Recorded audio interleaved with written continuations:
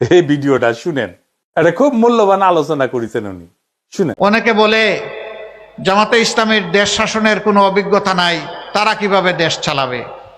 আমি প্রশ্ন করি, আজকে এই প্রশ্নটি যারা করেন, তারা যখন প্রথম দেশ শাসনের দায়িত্ব পান তখন কি তাদের কোনো অভিজ্ঞতা ছিল?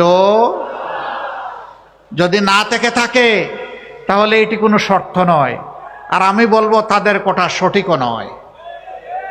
আমরা একটা সরকারে 1 থেকে 6, 2001 থেকে 6 আমরা একটা সরকারে সামান্য অংশগ্রহণ করেছিলাম।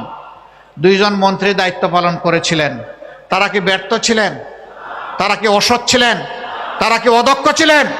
না, তারা সততা এবং দক্ষতার সাথে তাদের দায়িত্ব তারা পালন করেছেন।